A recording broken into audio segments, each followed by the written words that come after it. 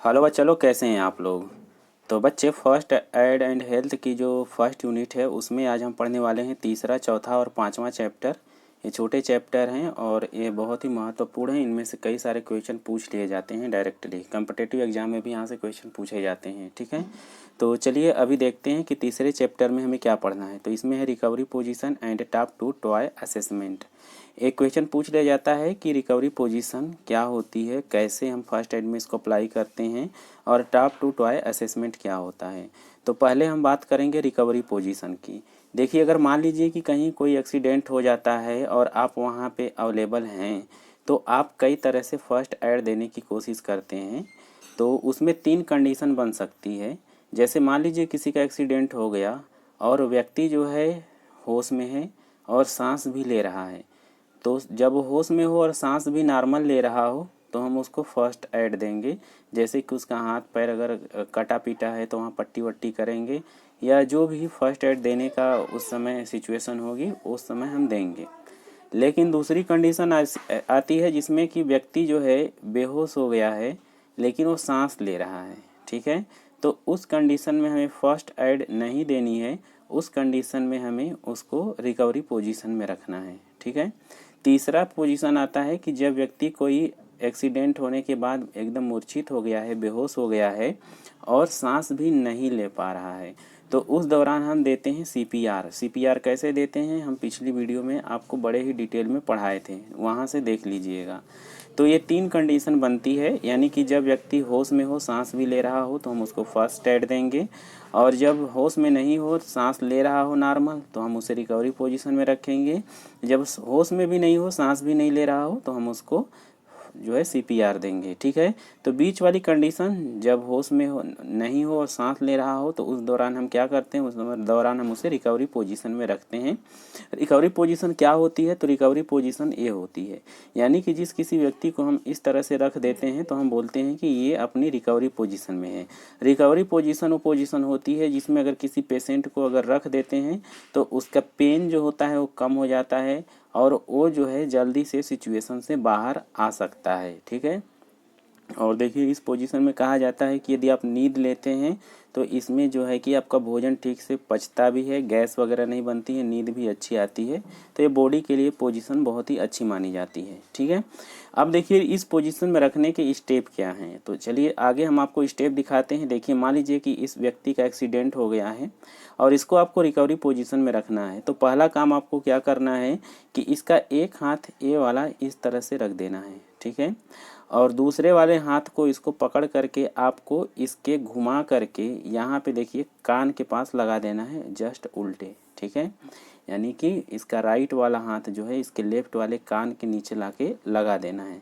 अब क्या करना है, इसका ये वाला पैर पकड़ना है और पैर को खींच करके उसके आगे ले आना है। जैसे यहाँ पे देखिए, यहाँ पे ये पैर को पकड़ करके यहाँ पे रख रही हैं। ठीक है, और इस तरह से जब खींच देते हैं तो ये इस पोजीशन में आ जाता है। अब इससे क्या होता है कि इसके हाथ से इसके सर को जो है सपोर्ट मिल जाता है। ठीक है, और इसका सर जो है वो भी ज़मीन से थोड़ा ऊपर होता है जिससे इन्फेक्शन के चांसेस कम हो जाते हैं। ठीक है, दूसरी चीज़ ये होती है कि ये सांस बड़े अच्छे से इस पूरी पोजीशन में ले पाता है। तो जब भी आप सोते हैं और इस पोजीशन में रहते हैं तो आपका जो हार्ट होता है वो बड़े अच्छे से फंक्शन कर पाता है, और फेफड़ा भी, क्योंकि वहाँ सांस बड़े अच्छे से पहुंच पाती है। यहाँ पे देखिए घुटने के सपोर्ट से इसके जो है कि बॉडी को सपोर्ट मिल रहा है, जो पीछे वाला साइड है। ठीक है, इस पोजीशन में और कब कब रखा जाता है, जैसे मान लीजिए कि कोई छोटा बच्चा है, ठीक है, या कोई प्रेग्नेंट लेडी हैं, तो ख़ास तौर पे उनके लिए जो रिकवरी पोजीशन होती है ये होती है। तो आपको ये ध्यान रखना है कि कोई प्रेग्नेंट लेडी हैं, इस पोजीशन में अगर वो रहती हैं तो इसको रिकवरी पोजीशन बोलते हैं। मान लीजिए कभी कोई एक्सीडेंट हो गया या कोई भी अगर तबीयत ठीक नहीं हो पाती है। नवजात शिशु को भी इस तरह से अगर आप अपने हाथ में रखे रहते हैं छोटे बच्चे को, तो इसकी रिकवरी पोजीशन ये होती है। ठीक है, तो ये सब रिकवरी पोजीशन थी। ठीक, अब हमारा अगला टॉपिक है टॉप टू टॉय असेसमेंट। इसको हेड टू टॉय असेसमेंट भी बोलते हैं, हेड टू टॉय असेसमेंट। अब हेड टू टॉय का अर्थ क्या हुआ, सर से पैर तक, और सर्वे का अर्थ होता है जांच करना। यानी कि फर्स्ट एड अगर आप दे रहे हैं, किसी का एक्सीडेंट हो गया है, तो अब एक्सीडेंट हो गया है तो आप चेक तो करेंगे ना कि कैसे कितना चोट लगी है, कहाँ कहाँ पे प्रॉब्लम हुई है। तो आपको टॉप टू टॉय असेसमेंट करना होता है, यानी कि आपको जांच करनी होती है। तो आप सर से शुरू करते हैं कि हेड में कोई इंजरी वगैरह तो नहीं है, ब्लीडिंग वगैरह तो नहीं हो रही है, या किसी भी तरह का और चोट वगैरह तो नहीं है। तो पहले हेड देखेंगे, फिर कान चेक करेंगे, फिर आँख चेक करेंगे, फिर नाक चेक करेंगे, फिर मुंह चेक करेंगे। ये सब सारी चीज़ें जब आप चेक करते हुए पूरे घुटने से लेकर के आप वहाँ अंगूठे तक, पैर के अंगूठे तक जाएंगे, तो ये जो सर्वे आपने किया, जो जांच आपने की, इसी को हम टॉप टू टॉय असेसमेंट बोलते हैं। तो क्वेश्चन आपसे पूछा जाता है कि हेड टू टॉय या टॉप टू टॉय असेसमेंट में जांच शुरू किधर से करते हैं, पैर से सर की ओर या सर से पैर की ओर। ठीक है, तो ध्यान रखिएगा टॉप टू टॉय असेसमेंट का अर्थ क्या होता है। ये क्वेश्चन बहुत बार पूछ लिया जाता है। देखिए यहाँ पे नंबरिंग किया हुआ है कि कौन से नंबर पे हमें कौन सा असेसमेंट करना है। ठीक, चलिए अब आगे एक क्वेश्चन बहुत पूछा जाता है कि फर्स्ट एड देने तो जा रहे हैं भाई, आप हाथ वगैरह साफ कैसे करेंगे। ये क्वेश्चन बहुत बार क्वेश्चन में पूछा जाता है। ठीक है, बहुत सारे कम्पिटिटिव एग्जाम में भी पूछ लेता है कि फर्स्ट एड देने के दौरान जो है, जो फर्स्ट एडर है उसको हाथ कितने टाइम धोना चाहिए। तो देखिए नॉर्मल हर किसी को हाथ 20 सेकंड धोना चाहिए नॉर्मल, यानी कि जैसे आप भोजन करने जा रहे हैं या अभी और भी कोई काम करने जा रहे हैं तो कम से कम 20 सेकंड तो आपको हाथ जनरली धोना ही है। लेकिन जब आप फर्स्ट एड देने जा रहे होते हैं तो कम से कम आपको 40 से 60 सेकेंड, ध्यान रखिएगा, 40 से 60 सेकेंड आपको हाथ धोना होता है जब आप फर्स्ट एड देने जा रहे होते हैं तब। यहाँ पे लिखा हुआ भी है, आप आराम से पढ़ सकते हैं। और इसमें ध्यान रखना है कि धोना कैसे है हाथ, तो वो तो आप सबको पता है, फिर भी स्टेप्स इसमें 7 अप्लाई किए जाते हैं। जैसे पहला तो काम आपको यह है कि हाथ पे नल से पानी लेना है। ठीक है, और ध्यान रखना है कि नल बंद कर देना है। फिर उसके बाद साबुन वगैरह जो भी हो आपके पास, सैनिटाइजर वगैरह, उसको लगा करके आप हाथ को अच्छे से उंगलियों के बीच में उंगलियां डालकर मलेंगे। उसके बाद जो है आप नाखूनों को रगड़ेंगे। तो इस तरह से बड़े अच्छे से आपको अपने हाथ को साफ़ कर लेना है फर्स्ट एड देने से पहले। ठीक है, फिर उसके बाद आप हाथ को अच्छे से धो करके और यहाँ पे उसको टॉवल वगैरह से साफ़ पोंछ लेंगे। ठीक है, ध्यान अब क्या रखना है, पूछा जाता है क्वेश्चन कि अगर मान लीजिए आपके पास साबुन नहीं हो, ठीक है, और जो है आपके पास सैनिटाइजर वगैरह भी नहीं हो, तो उस दौरान जो है किस तरह से आप हाथ की सफाई करेंगे। तो आपको टिक क्या करना है, अगर आपके आसपास राख है, राख मतलब समझते हैं ऐसे, यानी कि लकड़ी वगैरह उपला वगैरह अगर जल जाता है तो जो भाग बचता है उसको राख बोलते हैं। ठीक है, तो आप अगर उससे हाथ साफ़ कर सकते हैं तो काफ़ी अच्छा साफ़ हो जाता है। तो क्वेश्चन में पूछ लिया जाता है कि अगर साबुन अगर नहीं है और सैनिटाइजर वगैरह नहीं है तो आप किससे हाथ धोएंगे। ठीक है, ऑयल वगैरह कुछ ऑप्शन देगा तो आपको नहीं लगाना है, आप राख से बताएंगे। ठीक है, एक क्वेश्चन और पूछ लिया जाता है कि अच्छा सैनिटाइजर कैसा होता है। तो आप देखेंगे कि जो भी सैनिटाइजर होता है, जो अच्छा सैनिटाइजर होता है वो अल्कोहल युक्त होता है, इथेनॉल युक्त होता है। जैसे आपने देखा होगा कि कोविड के दौरान जब आप हाथ धो रहे होंगे तो वहाँ पे आपने देखा होगा कि जो आपका सैनिटाइजर है वो काफ़ी ज़्यादा अल्कोहल की तरह महक रहा है, शराब की तरह जैसे आप कह सकते हैं। तो आप जो है कि अल्कोहल वाला अगर सैनिटाइजर यूज करते हैं तो वो कहीं ना कहीं बेहतर माना जाता है। इतनी बात समझ में आ गई। चलिए ठीक है, अब आगे बढ़ते हैं, देखते हैं कि हाथ धोने के बाद जो है एक ऑप्शन है, एक टॉपिक आता है first aid kit. First aid kit क्या होती है, आपसे एक क्वेश्चन पूछ लिया जाता है। तो फर्स्ट एड किट वो किट होती है, यानी कि वो बॉक्स होता है जिसमें हम अपने फर्स्ट एड की सभी सामग्री रखते हैं। जैसे आप घर पे आप देखे हैं ना कि मम्मी लोग कुछ बैंडेज वगैरह रखती हैं, कुछ टैबलेट वगैरह रखती हैं ताकि इमरजेंसी पड़ने पे आपको वो दे सकें। तो जिस बॉक्स में हम लोग फर्स्ट एड का सामान रखते हैं उसी बॉक्स को हम लोग फर्स्ट एड बॉक्स या फर्स्ट एड किट बोलते हैं। क्वेश्चन आपसे पूछ लिया जाता है कि अच्छा ये फर्स्ट एड किट या फर्स्ट एड बॉक्स जो होता है वह उसका सिंबल किस तरह का होता है। तो जनरली आप स्कूलों में या फिर बचपन में अपने ये देखा होगा कि आपने इस तरह का बनाया होगा, एक रेड कलर का डब्बा हो जाता है और उस पर सफ़ेद कलर का जो है कि सिंबल प्लस का दे देते हैं। लेकिन ऐसा है कि जो WHO है उसने ये सजेस्ट किया है कि जो फर्स्ट एड किट होती है उसमें बैकग्राउंड जो होता है वो ग्रीन कलर का होता है। बैकग्राउंड कैसा होता है, बैकग्राउंड ग्रीन कलर का होता है और उस पर सफ़ेद कलर का प्लस का निशान होता है। तो अगर आपसे क्वेश्चन पूछा जाए कि फर्स्ट एड का सिंबल कैसा होता है तो आप कहेंगे कि ग्रीन बैकग्राउंड के साथ सफ़ेद प्लस का निशान। ठीक है, इतनी बात ध्यान रखनी है, आप भ्रम में मत पड़िएगा, आपको रेड नहीं लगाना है, रेड बैकग्राउंड नहीं लगाना है। ठीक है, चलिए अब आपको ये बता देते हैं कि फर्स्ट एड बॉक्स जो होता है उसमें कौन कौन सी सामग्री रखी जाती है। तो आपने जनरली देखा होगा, बहुत ज़्यादा एक कठिन नहीं है, इसको आपने बहुत जगह जो है पढ़ा भी होगा। जैसे इसमें एडहेसिव बैंडेज, एडहेसिव बैंडेज क्या होता है, बैंडेज होता है।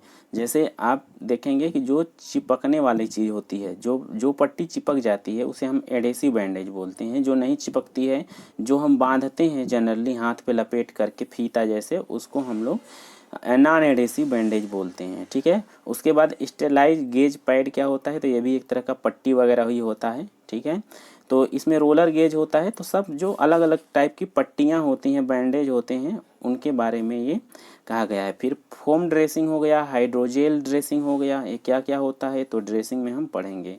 तो ये सब सारी चीज़ें हैं जो आपके फर्स्ट एड किट में होनी चाहिए। दूसरी चीज़ आप देखेंगे कि बहुत सारी मेडिसिन भी रखने होते हैं, जैसे पेन किलर हो गया। ठीक है, आप देखेंगे कि और भी कुछ बुखार वगैरह की टैबलेट हो जाती है, आई ड्रॉप हो जाते हैं। ठीक है, जलने पे लगाने वाला पेस्ट हो जाता है। तो ये सब सारी चीज़ें फर्स्ट एड किट में आपके होनी चाहिए। एक क्वेश्चन और पूछ लिया जाता है कि ORS क्या होता है।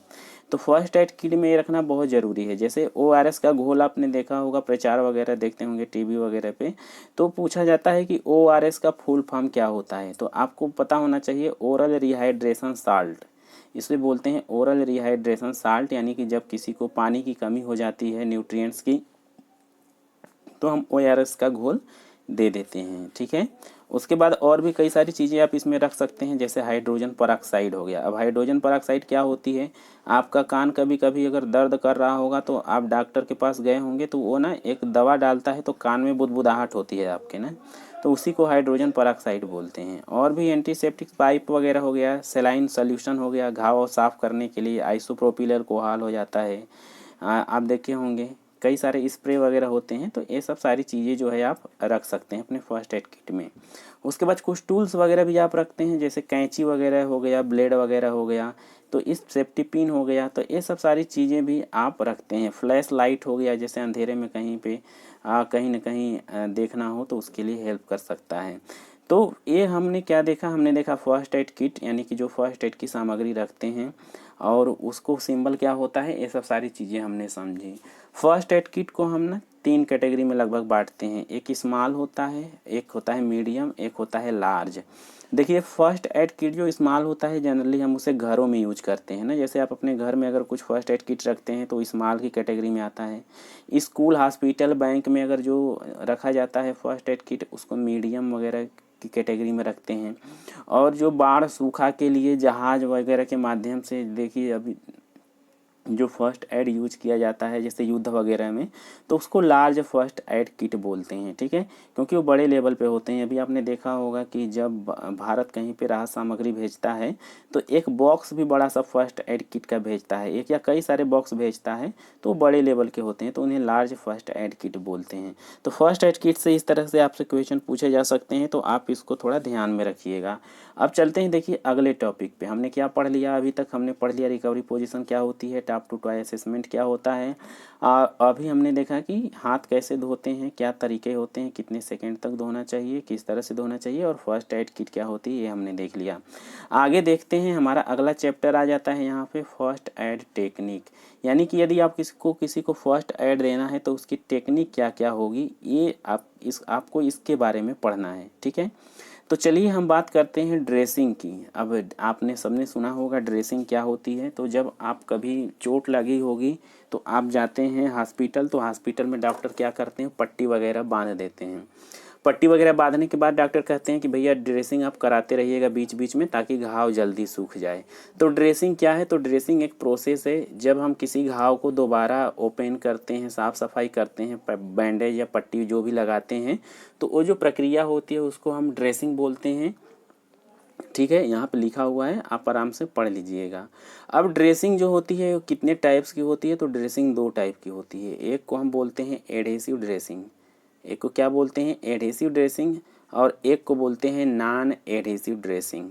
ठीक है, एडेसिव ड्रेसिंग में क्या होता है, चिपकने वाले जो बैंडेज होते हैं वो हम लगाते हैं। जैसे मान लीजिए कि आपके सर में थोड़ा मोड़ा फूट गया सर वगैरह, या फिर हाथ वगैरह में कट लग गया, तो वहाँ पे आप क्या करते हैं, ऐसा वाला बैंडेज लगा देते होंगे। देखिए यहाँ पे ऐसा वाला बैंडेज ना, तो ये बैंडेज कैसा है, चिपक जाता है, और इसमें कुछ ना दवा मेडिसिन वगैरह होती है, ठीक। तो इसमें क्या होता है बच्चा, ये जो है ये चिपकने वाला जो बैंडेज होता है, जब इसको लगा करके हम ड्रेसिंग करते हैं तो इसको हम बोलते हैं एडेसिव बैंडेज। कैसा बैंडेज बोलते हैं, एडेसिव बैंडेज।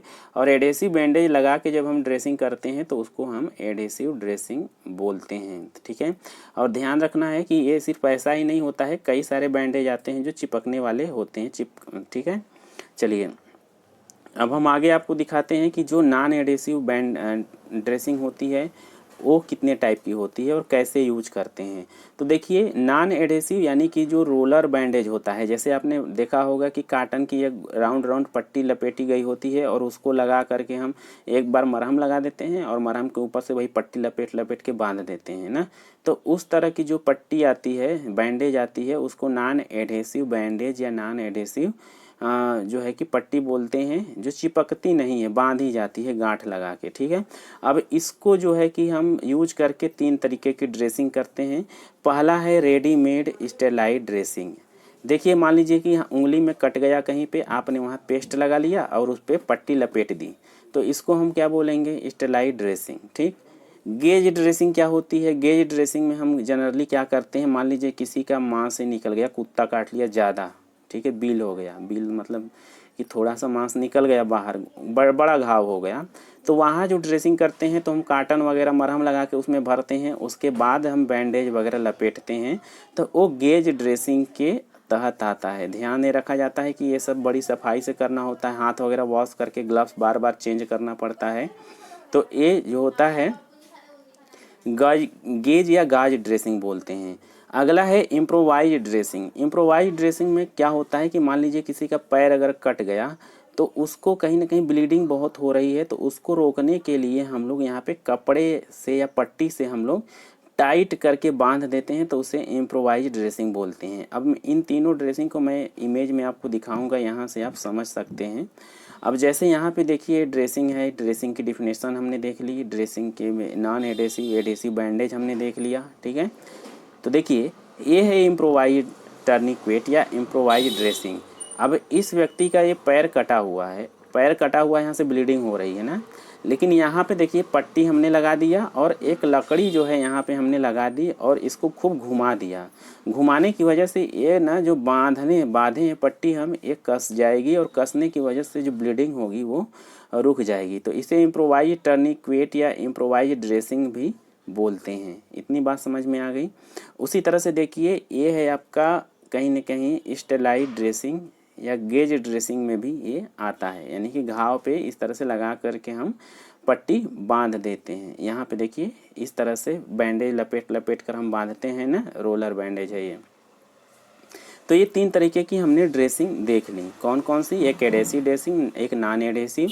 नॉन एडेसिव में हमने 3 ड्रेसिंग देखी, जिसमें अभी आपको मैंने दिखाया है कि एक है इसमें से स्टेरलाइज, ठीक है, स्टेरलाइट ड्रेसिंग, फिर गेज ड्रेसिंग जो कि बड़े घाव पे यूज की जाती है, इम्प्रोवाइज ड्रेसिंग भी हमने दिखाया जो ब्लीडिंग रोकने के लिए खास तौर पे इस्तेमाल की जाती है। आगे चलिए, आगे हम आपसे बात करने वाले हैं बैंडेज और उसके टाइप्स के बारे में कि बैंडेज क्या होता है, कितने प्रकार का होता है और किस तरीके से उसको हम अप्लाई करते हैं फर्स्ट एड में। तो ये देखिए बैंडेज वही 2 तरीके के होते हैं खास तौर पे, एक एडेसिव एक नॉन एडेसिव, यानी एक चिपकने वाले एक नहीं चिपकने वाले, ठीक है।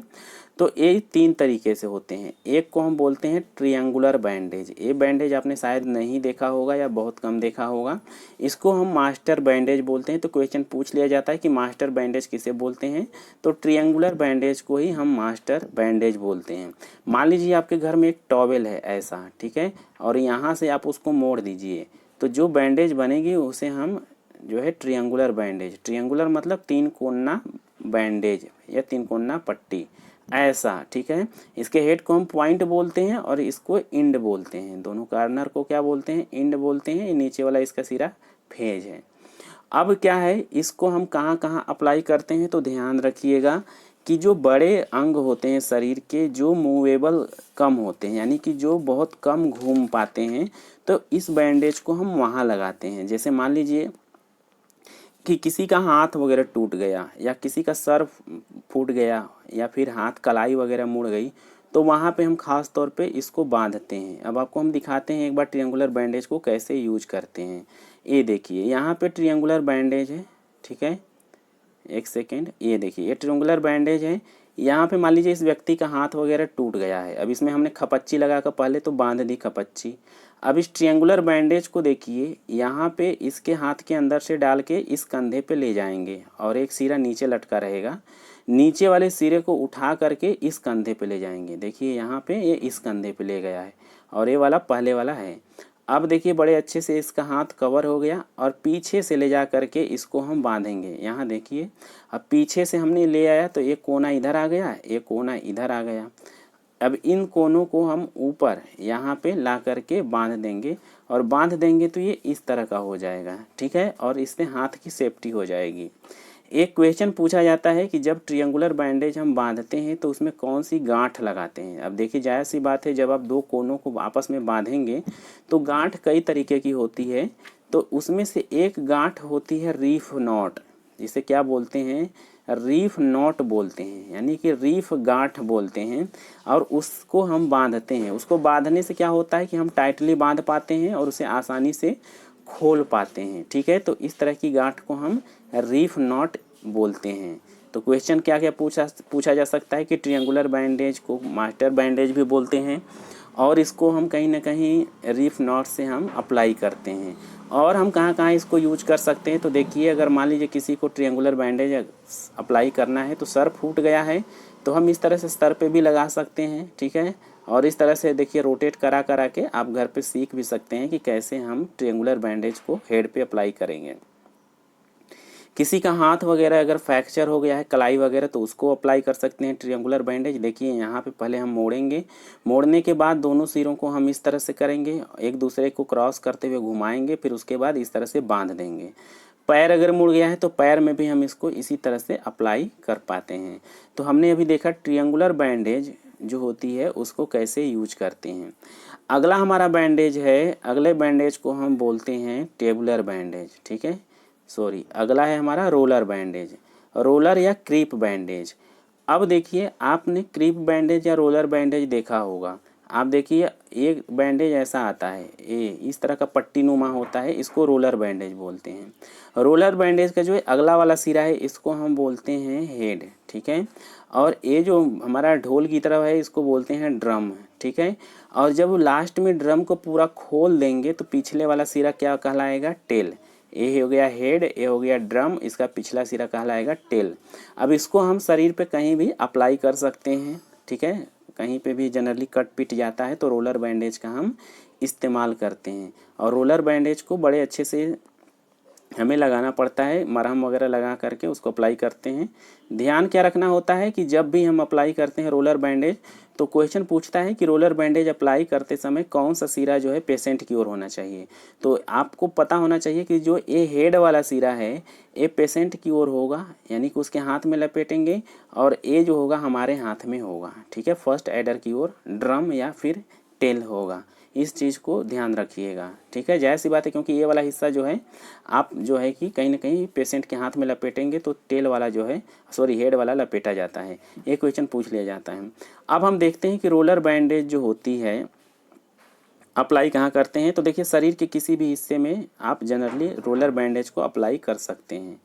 अगला हमारा बैंडेज है ट्यूबुलर बैंडेज, ठीक है। कौन सा बैंडेज है, तो अगला है हमारा tubular bandage. Tubular bandage generally हम कहाँ, उंगली या फिर अंगूठे में या फिर घुटने के पास यूज कर सकते हैं, या केहूनी के पास। ट्यूबुलर मतलब ट्यूब जैसा जो बैंडेज होता है, देखे होंगे कुछ लोग गेम वगैरह खेलते हैं, दौड़ते वगैरह हैं, तो एक ना बैंडेज लगा लेते हैं, पैर में पहन लेते हैं, तो उसको हम लोग ट्यूबुलर बैंडेज बोल देते हैं, ठीक है। ये सपोर्ट करता है इंजरी वगैरह से बचाने के लिए, ठीक है। तो आपको यहाँ मैं दिखा दे रहा हूँ कि ट्यूबुलर बैंडेज देखिए ऐसा होता है। देखिए ये व्यक्ति अपने घुटने में पहना हुआ है, पूरा फिगर नहीं दिख पा रहा है लेकिन यहाँ से ऐसे आप देख सकते हैं, ठीक है। तो इसको ट्यूबुलर बैंडेज बोलते हैं। एक बैंडेज और आपको पढ़ना है क्रीप बैंडेज। क्रीप बैंडेज या क्रेप बैंडेज बोलते हैं इसको। आप क्रेप बैंडेज का नाम सुना होगा, आपने देखा भी होगा। एक ना ऑरेंज कलर की पट्टी होती है जिसको गरम पट्टी भी बोलते हैं आम भाषा में, तो उसको क्रेप बैंडेज बोलते हैं। तो ये भी कहीं ना कहीं हमारी बॉडी को गर्म करने के लिए यूज किया जाता है। जिस बॉडी पार्ट पे इंजरी वगैरह होती है तो उसको अगर हम बांध देते हैं तो वहाँ पे कहीं ना कहीं गर्मी से मसल्स वगैरह रिकवर होते हैं, तो इसको क्रेप बैंडेज बोलते हैं। ठीक है, चलिए हमने 3 तरह के बैंडेज देख लिए, ट्रेंगुलर बैंडेज भी, रोलर और टेबुलर बैंडेज हमने देख लिया। अब हम बात करते हैं कि इन बैंडेज को आखिर में हम लगाएंगे कैसे। तो इन बैंडेज को लगाने के 3 तरीके हैं जनरली, जिनको आपको पढ़ना बहुत ही ज़रूरी है। ठीक है, तो देखिए पहला हम बैंडेज लगाने का तरीका होता है सिंपल स्पाइरल। सिंपल स्पाइरल का अर्थ क्या होता है, जैसे आपका हाथ है, हाथ कट गया थोड़ा सा, तो आप इस पे मरहम लगा के पट्टी ऐसे ऐसे लपेट दिए, तो इसको सिंपल स्पाइरल बोलते हैं। ठीक है, अगला है रिवर्स स्पाइरल। अब रिवर्स स्पाइरल क्या होता है, रिवर्स स्पाइरल में हम थोड़ा टेक्निकल बैंडेज लगाते हैं।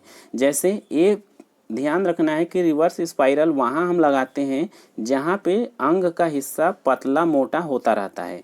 जैसे मान लीजिए आपका हाथ इस तरह से है, यानी कि नीचे का एरिया पतला है, ऊपर मोटा है। अगर आप इस पे स्पाइरल बैंडेज लगाते होंगे, सिंपल स्पाइरल अगर लगाते होंगे, तो आप देखते होंगे बैंडेज बड़ा जल्दी ढीला पड़ जाता है ना।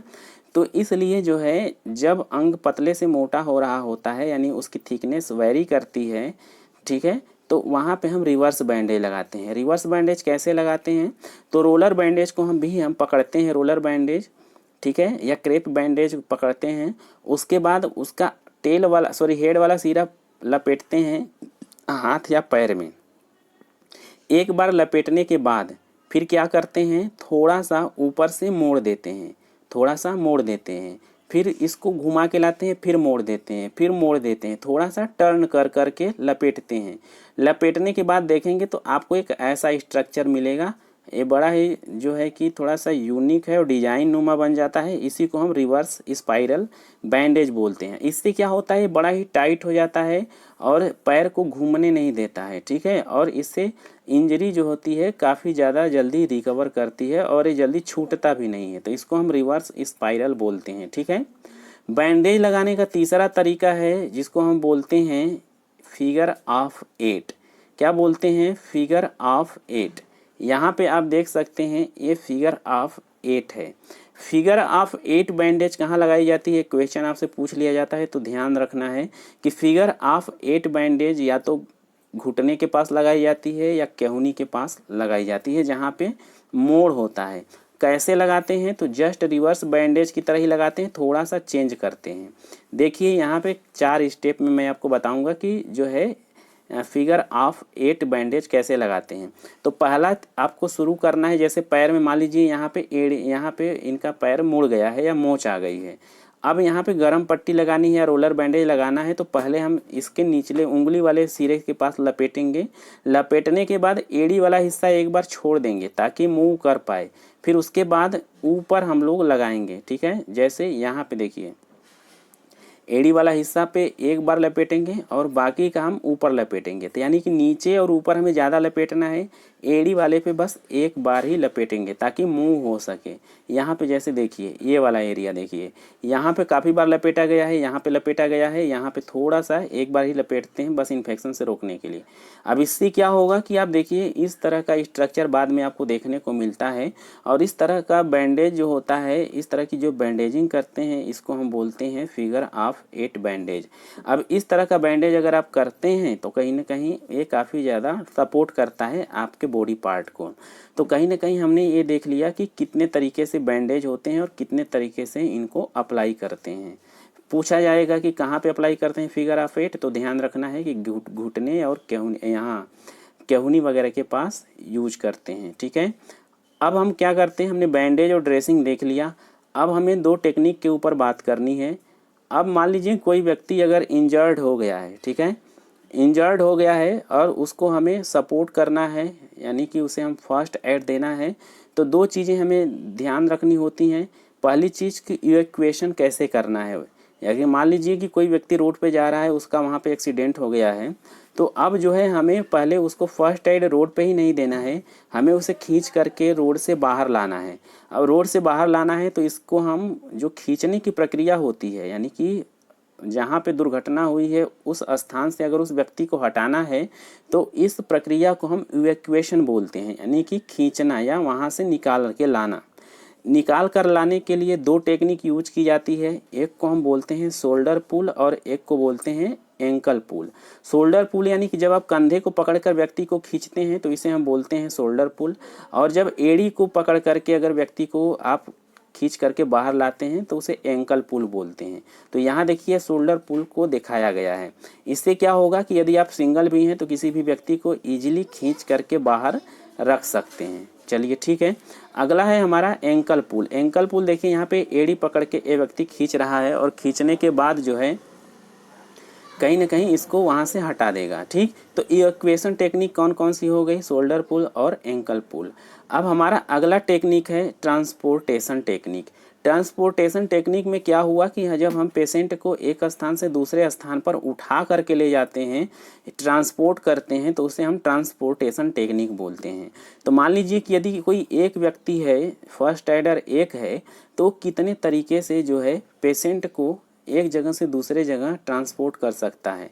तो पहला है क्रेडल टेक्निक, ठीक है, दूसरा है ह्यूमन क्रच टेक्निक, तीसरा है पिक अ बैग टेक्निक और चौथा है fireman lift and carry technique.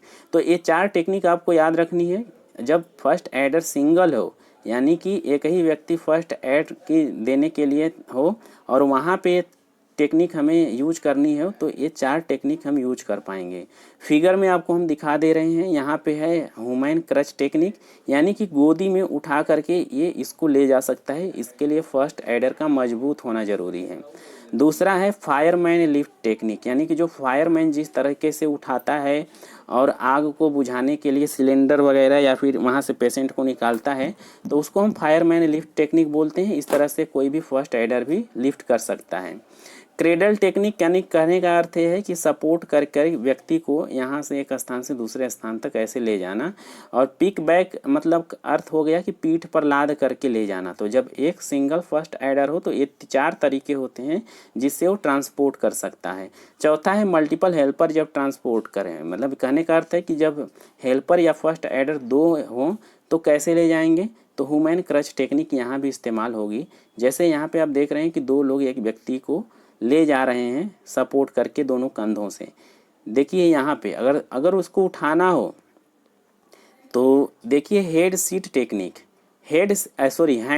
Technique कब यूज की जाती है, जब दो व्यक्ति हों। ठीक है, तो यहाँ पे हाथ को एक दूसरे के हाथ को इस तरह से पकड़ना होता है और ऐसे उठा करके ले जाते हैं, तो इसको हैंड सीट यानी हाथ पे बैठाने वाली टेक्निक हो गई।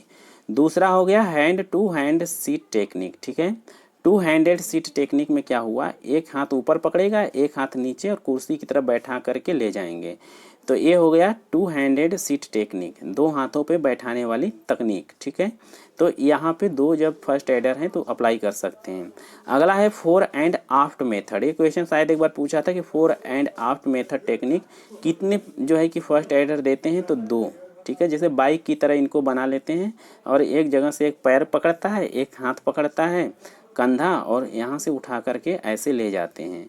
चौथा है kitchen chair carry technique.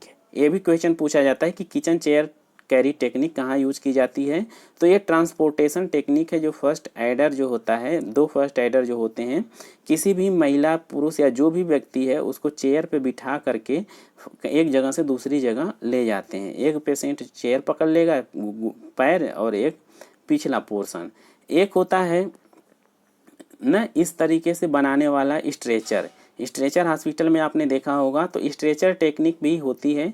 Stretcher technique में दो लोग या उससे ज़्यादा लोग हों तो काफ़ी बेहतर होता है। स्ट्रेचर बना करके लकड़ी का या टिन वगैरह जो भी पास अवेलेबल हो वहाँ पे पेशेंट को एक जगह से दूसरी जगह ले जा सकते हैं। ठीक है, तो ये सब कुछ थी ट्रांसपोर्टेशन टेक्निक। अब एक होता है ब्लैंकेट टेक्निक। ब्लैंकेट टेक्निक में क्या होता है, पेशेंट को आप खींच करके ब्लैंकेट पे लिटा करके और खींच करके एक जगह से दूसरी जगह ले जा सकते हैं। चलिए देखते हैं कि जब फर्स्ट एडर एक से अधिक हो, 3 या 3 से अधिक हो, 4 6 हो, तो कैसे हम यूज करेंगे फर्स्ट एड ट्रांसपोर्ट टेक्निक। तो यहाँ पे जो है एक तो ब्लैंकेट टेक्निक हो गई, जिस पे कंबल पे पेशेंट को लिटा करके चारों तरफ से पकड़ करके ले जा सकते हैं। दूसरा है इस तरह से 3 person carry and stretcher technique. तो स्ट्रेचर की तरह जो है कि लिटा करके ऐसे लिफ्ट करके एक जगह से दूसरी जगह ले जा सकते हैं।